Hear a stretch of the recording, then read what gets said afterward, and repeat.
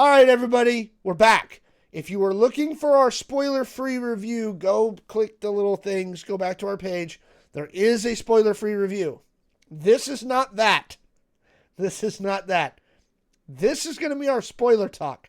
So, if you've already seen the movie and you don't care about spoilers, go ahead and stick around here.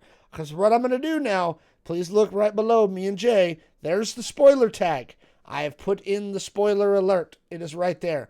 We're going into spoilers for the 2025 Superman thing. So, again, if you want our spoiler-free review, go back to the channel. It's there. There is a spoiler-free review. If you want to have the spoiler talk and have some conversations about this movie, stick around. Leave some comments down below. Jay, we reviewed it. We both loved the movie.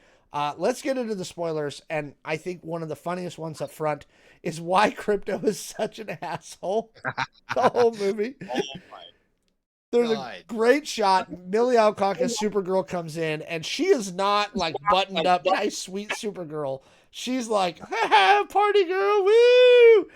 At the end, and she comes in, and Krypto's like, yeah! And Superman looks at the robot at 4, and he's like, this is why that dog is so fucked up. Yeah. It's because she's so fucked up. And I loved it. I love it. I love she straight up was like, thanks for watching him, bitch. Like, holy shit. I was like, that was damn. Probably one of my favorite lines of the entire movie was when she was like, thanks for watching him, bitch. Definitely. I died. Definitely one of my favorite lines. I also loved the I'm not Superman line. Yeah. Just before Hot Girl just fucking dropped his ass. Oh yeah. Holy shit. So let's go back kind of to the beginning. They set this up like it's in words right at the front. Look, metahumans have been around for a long time. Yep. This shit's been going on forever. Superman's been around for 3 years. Here's the timeline, right? So they make you understand up front, this is not, oh, we're just learning about superheroes, right? Which I think is good. I'm glad they've done that. Yeah. Yep.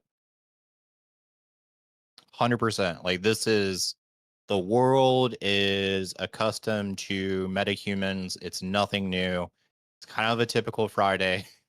Yeah, we don't like fucking waste time. It just jumps in. He gets his ass kicked. He heals up real quick, goes and get his ass kicked again. Like, yeah. Yeah, we jumped straight in, right? Okay, he went to Baravia once. He messed the dude up. He came back. Now the Hammer of Baravia is here, and we're doing some stuff. And we very quickly learn that it's all being controlled by Lex. Lex is setting this whole thing up. They don't hide that from the jump, right? Nope. Like Superman and the other characters are digging through it as they go. But we as the audience, they're not hiding shit from us. Lex is behind the whole thing. So again, this was the part, the kind of the setup, the getting to the point where Lex breaks into the Fortress of Solitude, where he gets the stuff with Superman's parents, the rest of the message, which, you know, so the whole setup of this is that Superman's only seen the first half of the message his parents said, and they were like, go there, serve you, do things for humanity, you're more powerful, blah, blah, blah, blah, blah. But he doesn't know what the end of the message says. And then Lex breaks into the Fortress of Solitude with the engineer. They capture Krypto, and we're going to come back to that because, oh boy, right? I really did think he was going to John Wick Luther out of the building. Oh my God. Because I told you before we kind of like went to the movie, I was like, yeah, like it would be kind of really interesting if he did do something bad to the dog and you just see Superman just come unglued and just freaking laser beam half their freaking planet. And like, I kind of felt like we almost got that. We almost got there. Like it was close. Because that was like the shit. My family sent me to this planet to actually rule over them. Fuck, everyone hates me. See, yeah, that's that's the thing they set up is Luthor steals the second half of the message and plays it like, see? And it's Jor-El played by Bradley Cooper. Although he doesn't really speak anything in English, but it is interesting. It's Bradley Cooper as Jor-El because James Gunn likes using the same actors for multiple things, right? Yeah. Which is fine. The girl who played Mantis was one of the robots. The guy who played what's from Guardians with the Mohawk, the Arrow guy, Michael Rooker. He plays one of the robots, right? So we're having a nice little Guardians reunion in Superman. Nice. But yeah, the whole setup is, oh no, Superman's parents actually sent him here to rule Earth, right? To spread his seed, wink wink, right? God. And like they're straight up. And I was like, did he fake it? And then like through the whole movie, they almost worked to convince you like, no, they weren't faking it. Like that's what Superman's parents. So I'm like, oh, so we got fucked up Jor-El in this universe. Yeah, I was like, did this shit happen in the comics? Because I have never heard fucking this Not story. that one. I was like, holy shit, this is dark. Which to kind of give you an idea of how kind of dark it is, I mean, you do have Hawk Girl dropping and killing someone. But then you also have Lex. I was not expecting this. Lex straight up Dude. someone in front of Superman when he couldn't do shit about it. And I was like, that was the part where I was like, oh, we're actually making Lex evil. Yeah. Like, this isn't, aha, mustache twisty evil. No, this is like, blam. Whoops.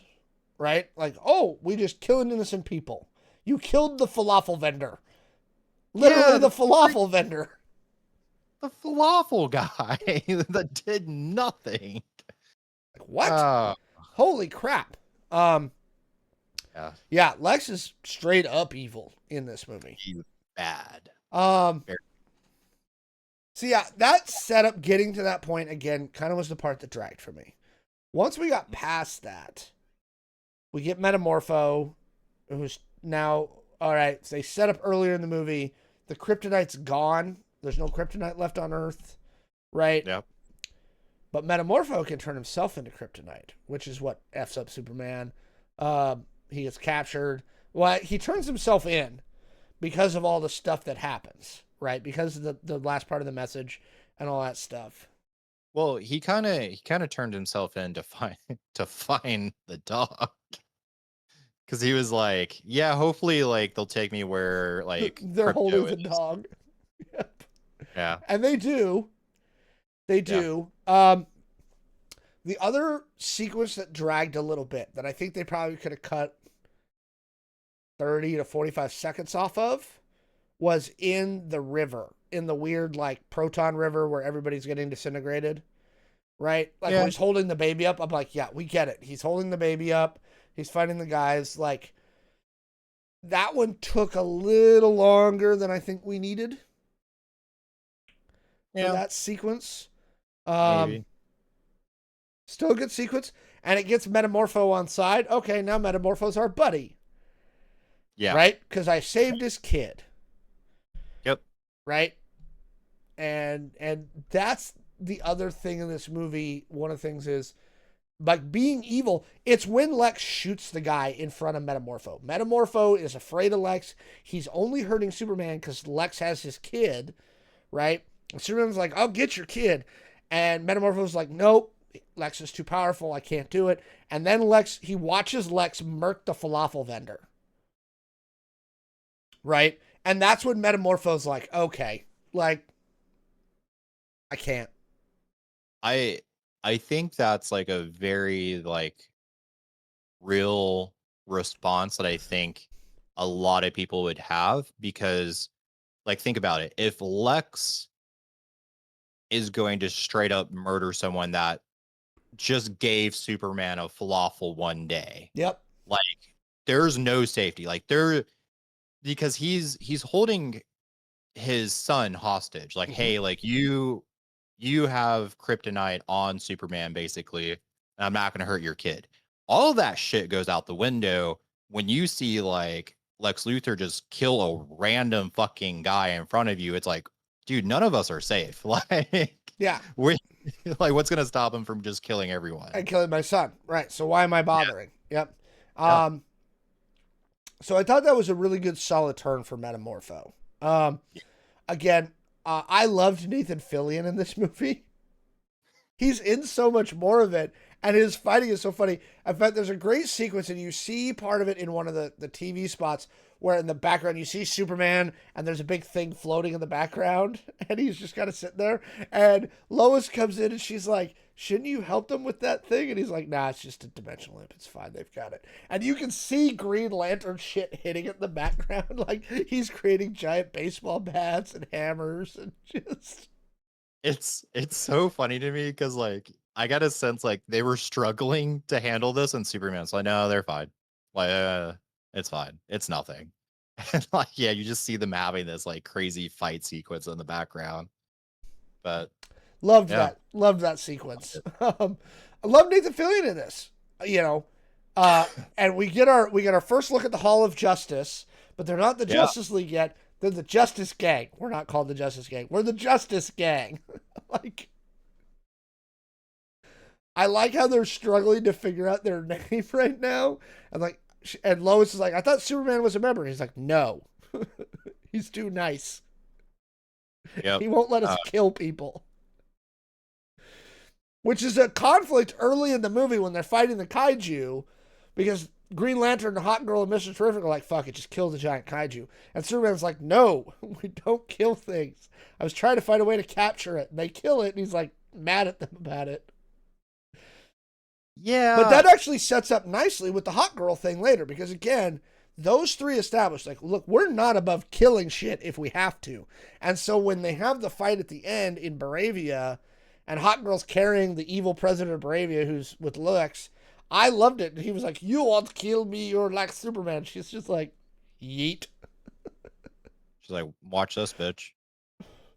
Bye. Oh God, That was yeah, good. That was a good moment. great moment. I loved it. Yeah, oh God, so it's like every part of the movie was like amazing to me. I loved the part with his I don't know, foster parents, and where his dad is like, it's not the place of your parents to tell you who you are. We're supposed to just provide you tools to for you to figure out who you are, basically. I was like, damn, that's And such a good line. this goes to the thing that you and I talked about right out of the theater, and I think is the most important piece. If you look at Gunn stuff within this genre, go back to Mhm. Guardians. The entire Guardians trilogy, including and plus the holiday special, is all about family, right? The first movie is about found family. The second movie is about how that found family is more important than your biological family, his battle with ego and everything else. And the Yeah. third movie is about Rocket and family and the families that Rocket's been through, the one that was taken from him.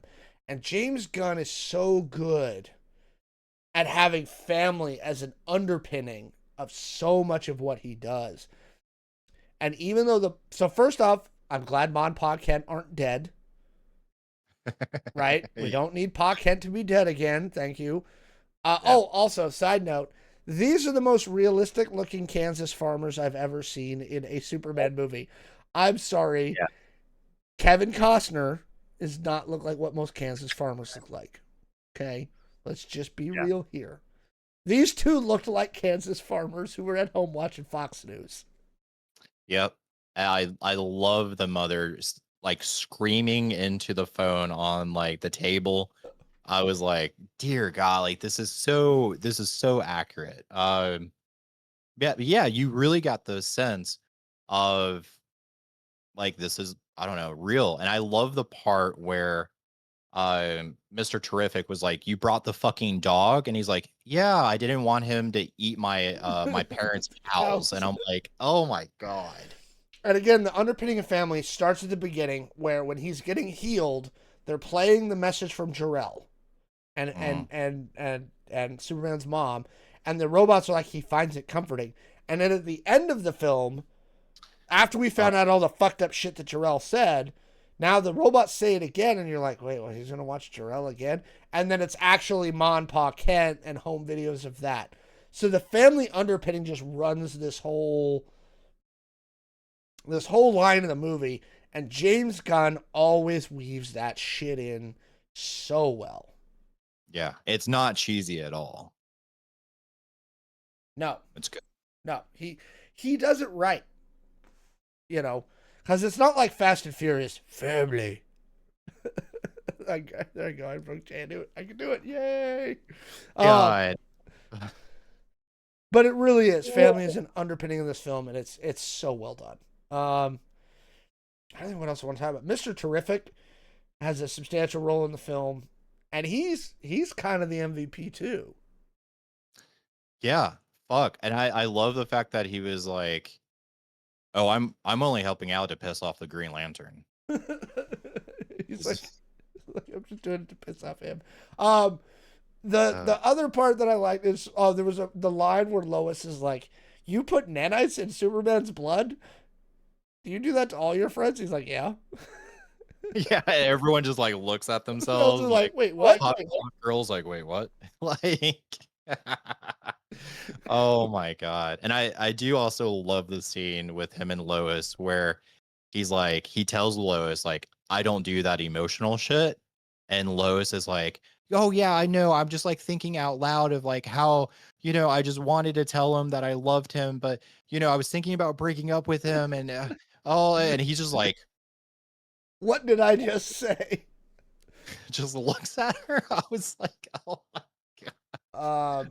Oh god. Yeah. It was amazing. Oh yeah, it was great. And again, Nathan Fillion does some great stuff with his lantern powers, including a sequence where he's flipping the bird, the lantern bird, and all these pew pew pew, giant green hands with the middle finger up. Oh, I was dying. All right. Again, kind of coming back to the end, we talked about it a little earlier. We know the next movie coming out is Supergirl, Woman of Tomorrow, right? And I think we got a sense of the type of Supergirl we got. I am so excited. Holy crap. I'm excited for that movie. She's a hot mess. She was in there for all of 2 minutes, and I'm like, oh, I need to see this movie. Yep. And she's going to be fighting Jason Momoa as Lobo, is the primary antagonist in her film. So that shit's going to get crazy. Oh. Yep. I'm looking forward to it. I'm excited. I am excited. I'm excited for the DC universe. I'm excited for the You're future. more movies. excited for it now than with our soft launches.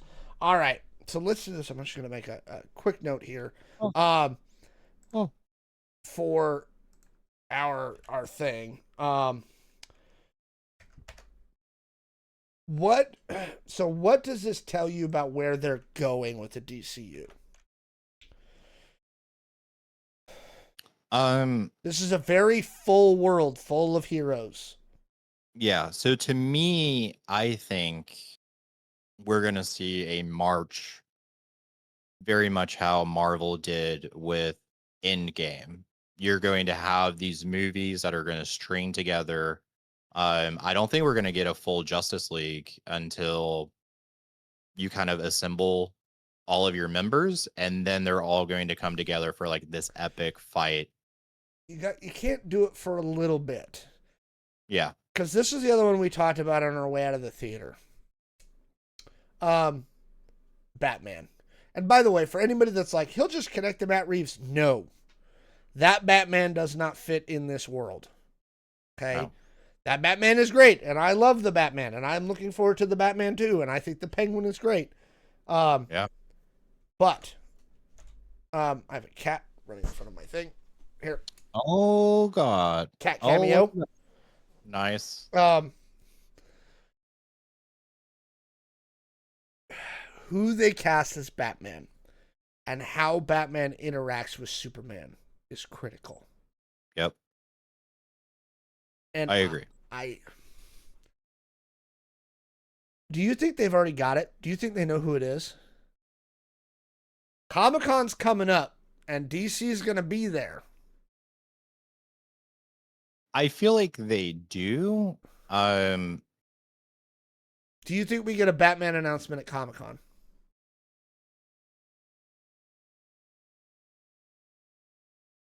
oh, I don't know. Since we have like the Batman 2 coming out, it wouldn't surprise me.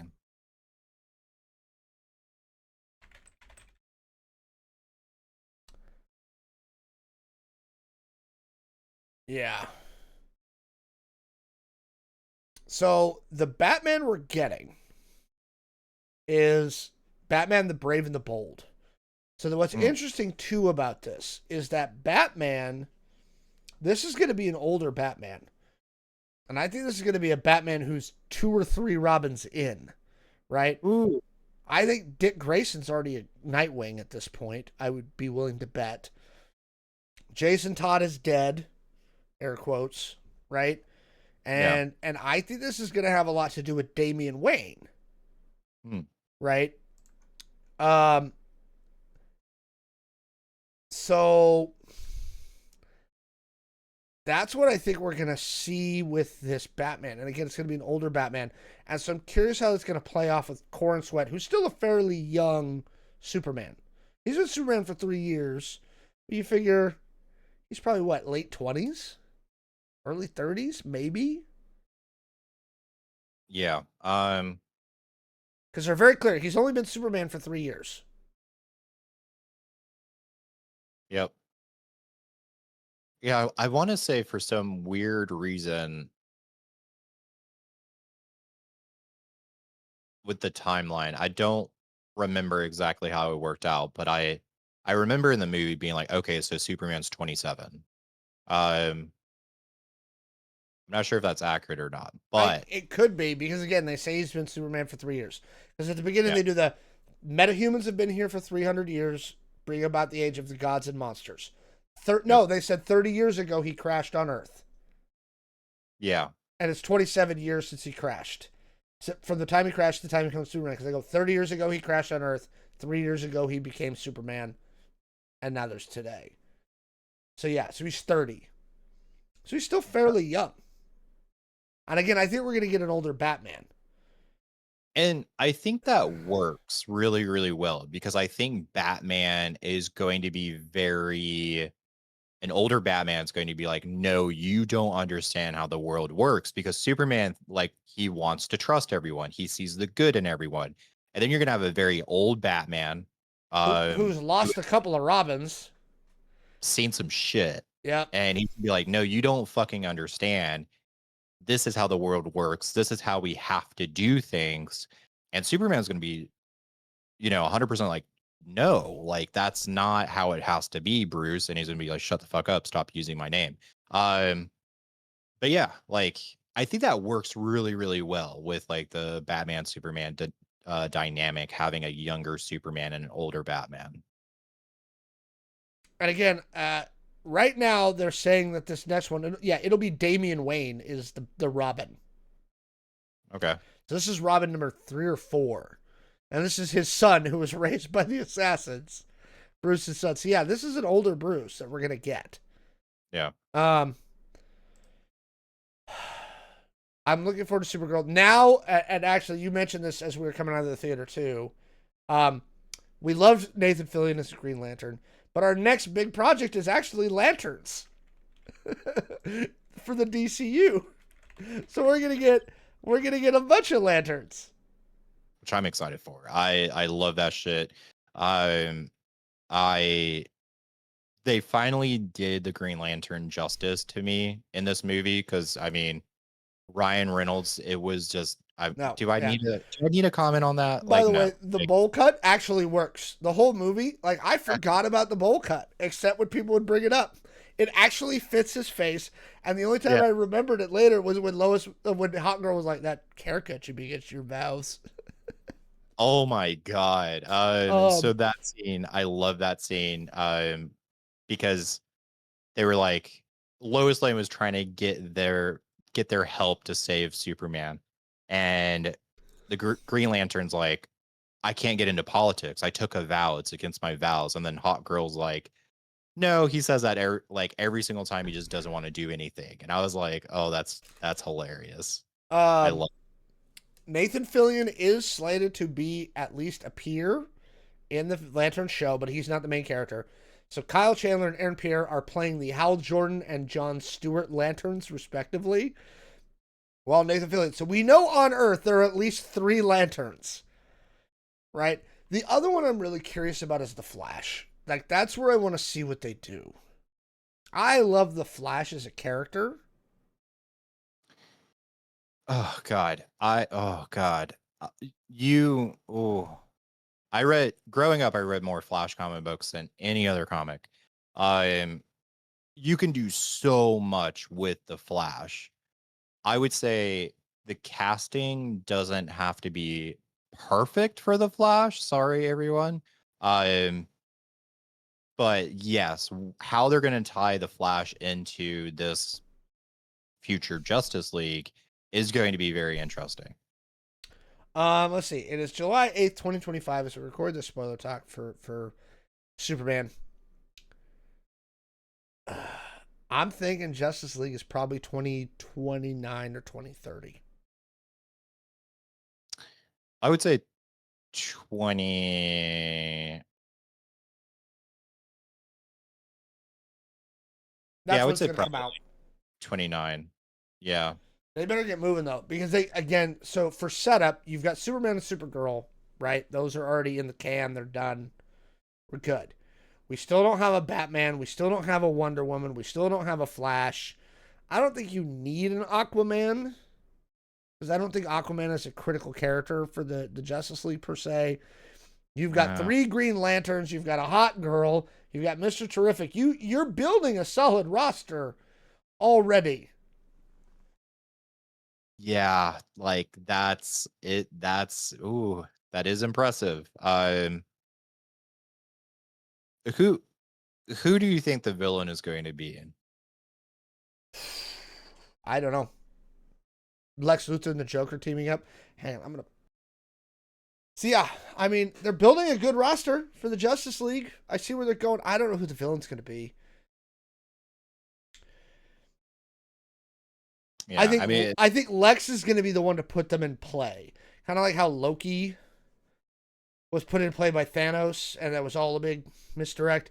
I think that'll be part of it. Is somebody's going to go to Lex and be like, "I can help you defeat them," you know. Um,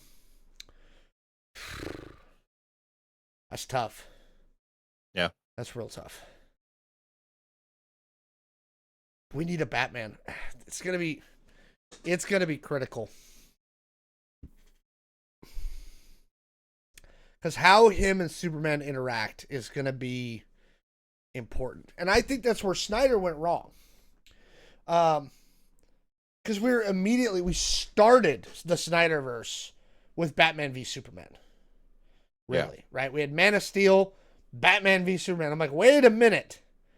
We're already in antagonistic mode with Batman and Superman. Like, no. Like, that's not what I want. Yeah. Yeah, that's true. So, um, any other predictions? We're gonna get another Superman. I think we'll get Superman 2 before we get Justice League. Yeah, probably. Um, I I do think they'll probably milk Superman, like the Superman universe for everything that they can, like because I mean this movie it's going to be huge. This is a huge hit movie. I think they knocked it out of the park. They're gonna follow it up. They're gonna continue that momentum with Supergirl. Um, so for me, it doesn't make sense for them not to do another Superman movie, especially if Supergirl does really well. So yeah, I think we will get a Superman too. So, well, yeah, but I've been saying before Justice League. Yeah, before So, Justice League. right now, the latest box office projections have Superman at a very reasonable 120 to 130 million domestically for the opening weekend. Do you think that's soft, or do you think that it's going to hit like you think that's probably about right? Ooh, I'm gonna say soft. I'm gonna say soft because school's out for all the kids. It's summer break. And this is a 4 quadrant. That's the other difference between this and the Snyderverse. You can take kids to this movie and they're going to like it. They're not going Yeah. to like Batman v Superman. Right. Yeah. That was not for kids.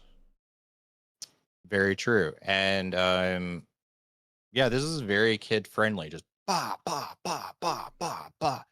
I mean, if you have my kid. I mean, yeah. That's, but no, I think it's like a whole family fun. Um, yeah, kids are going to enjoy it. Now, the studio, they're playing smart. The studio, Warner Brothers is being like 100 to 110. Some of the projection companies that do this for the industry are like, nah, this is going to hit 140. I think Warner Brothers is like 100, 110. Because they feel safe there. Yeah.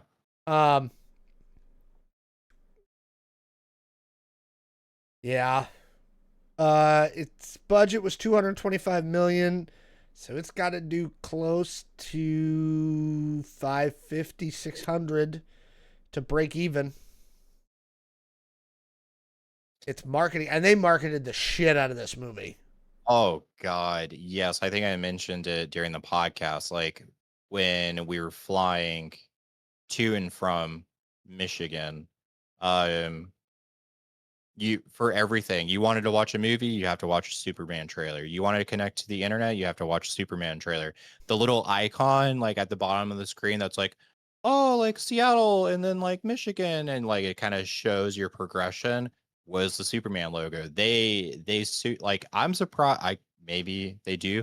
I'm surprised we don't have a fucking Starbucks Superman drink current. Yeah, me too. Trying to think if there's any other spoilery stuff we want to talk about. But I think we hit it all. I mean, yeah, I think we yeah, I think we covered everything. Well, folks, leave us down in the comments below. Let us know, what did you think of Superman? Is there anything that you saw in the movie that kind of hints to the future of the DC Universe, things that you're looking forward to in the new DC Universe? Let us know. And thanks for joining us.